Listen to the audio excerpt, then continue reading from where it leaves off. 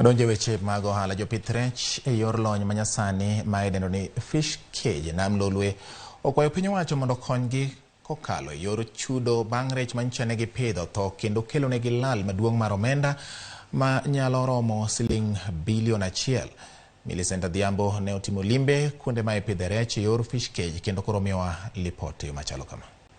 Geno waduto te orumo, nyithindo wadhi bedo go e dhot higa manyien, kaka wadhi chako pith bende wakia. Jopur mag rech te owito rechgi manyiche ni ready mondo giusi. Jumbe ariyo mokalo, mana kaka inyalo neno, jopith rech go ne keyo kod mor. Kata kamano, mor gi koro ng'adore gi e kor yo, ka koro kar kayo rech makithni to gikayo rech motho. Midhiero no mane ojukogi otieno ma piny rugodo chieng' Jumapil juma mokalo. En mano ma bende oseneno kendo rocho pith mar rech e dho wedhe modhuro nyaka e counties mamoko kaka Homa Bay. E dho wath ma ogal, e kar chung' od bura ma Kisumu West, jopith rech gi johala larore kod loso rech motho mapok okethore mondo ginyal medo negi ndhadho, gilok gi obambo, giti kodgi e yor chiemo kod uso, kata obedo ni mano ok dhi duogo negi yuto kuom lal ma giyudo. Kotelnegi kod jakom mar dho wadhno Moses Owino kod jowetene Kennedy Omedo gi Stephen Ochore maduto gin jopith rech. Lero achiedh nade ma koro gin go ewi kaka gibiro chulo hola mane gikawo mar chako ohala no bang' lalo omenda maromo milion 14.3 duto. Rech manye waketo ka ne en rech manye oseromo golo, manye gin rech milion 364 moth kethore te kendo kuma gimonyalo timo koro onge. Ayudo lal maduong' almost 7 million. An gi loan e bank maromo almost 3 million. Mabende nya sente ko gi jo bank agreement adhi chulo gi December. Koro ma otimore. Koro kaka timo gi nyithinda moko nie college, moko nie high school. Kaka dwa timo onge. By December, timo onego benwa harvest. To timo onego benwa harvest by March.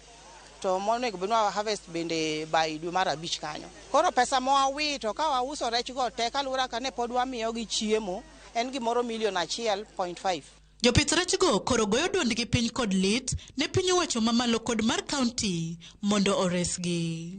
Bi mondo konywa kaka jopur, kaka wanyalo chako ohandwa ni kendo en ohala manye wategemea. Nikech ka odhi kama to ma dhi kelo nyaka kuo e kor gweng'.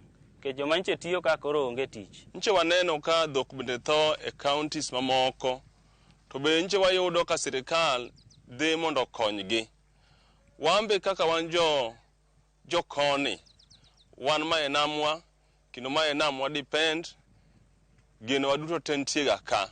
Komachielo, jatatije migao mar KM Free mochung' ne timo nonro e nam lolwe bade ma Kisumu, Christopher Aura, ojiwo ni rech go inyalo ti godo e yor chiemo mana bang' ka osepog mabeyo kuom maricho kaka owinjore. Wach mane osir kod jopith rech Moses Owino kod nyawadgi Stephen Ochore. If you press the hole, it comes out quickly within 30 seconds. 1, 2, you check the eyes, they are clear. And then 3, you check the gills, they are pale red.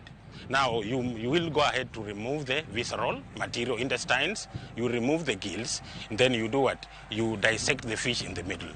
So this is a preservation method whereby you will now put salt in it and take it for smoking. Onge effect mora nikech iwacho ni pi nye luokore omiyo githo. Koro onge sum moro mar nitie kuomgi manyalo kelnegi dhano chandruok. Wabiro tiyo kodgi e yor chiemo, to moko bende wanyalo uso.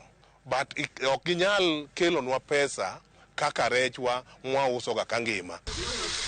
En asara ma wiyo yugno ne jopith rech mawuok e dho wadhni ma ogal kalure kod thoregi makoro onimo kod omenda makore lach.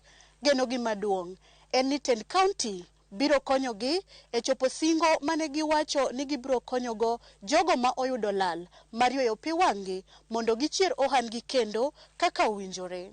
Millicent Adhiambo, Ramogi TV, dho wath ma ogal, Kisumu County.